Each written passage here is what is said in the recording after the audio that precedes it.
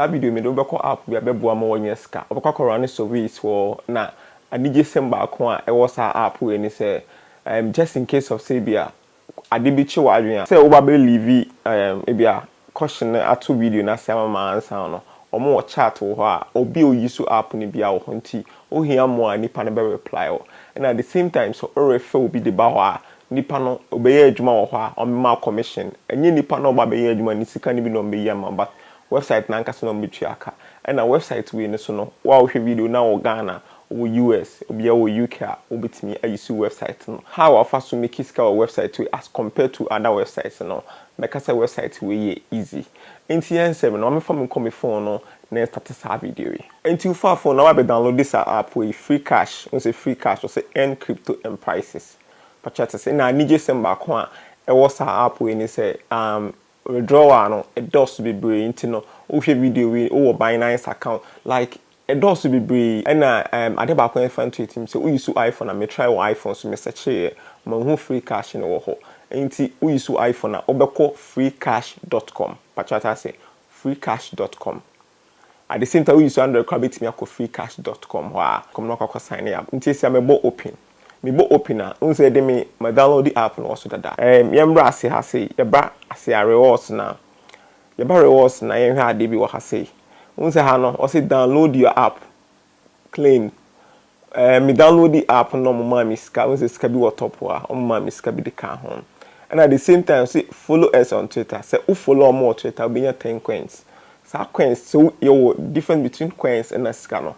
se unya coins na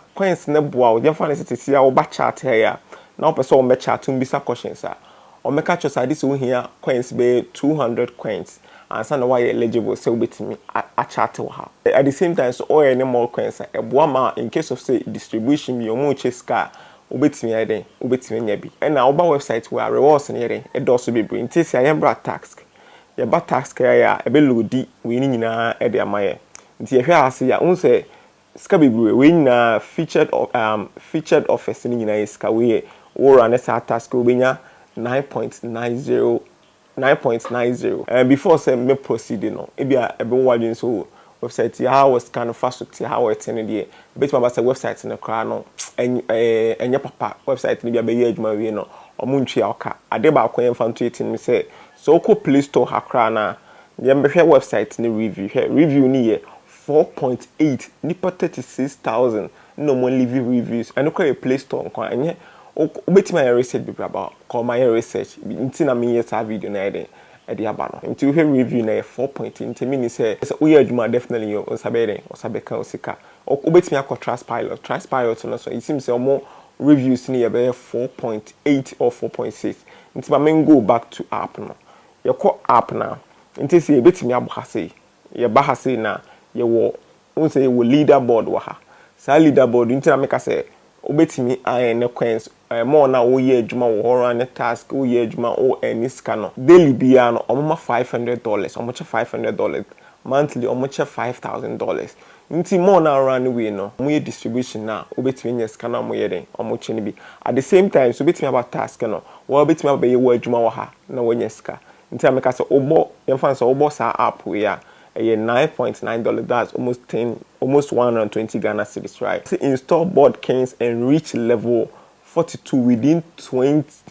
12 days. Into ube install the game no, obo start offer, ube install the game. Men we didn't go Play Store and download. You use your link and of course, link in a bit of track processor no. What I say, cause we reach level 42 within 12 days. We nya 120 Ghana cedis, okay. Nti office ni bibri na ere and one at the same time say wo offer partners e fan say me bo we so obo we ni so a e bit man ko download e bia 1xbet IB how say install and open 1xbet and we be obenya coins what I say nti obenya 90 coins utimi nya sa di we now do 200 or bit be catch out at the same time so mo ye distribution mo chase car obitan be ka ho nti we no task na simple say install and open 1xbet. Install 1xbet and run the app. You will receive your coins within 5 minutes. It will say contains ads. It means obo we ni so a egusu no obe hu ads e wo kwam nti fa emphasize in the into your team. na we no so say we nya coins 615 e was scan bi wo high wo from 0.0 sa anoma we ni bia no uba simple cause this scan wo from no and on the cc no we just within be bit ma say just within be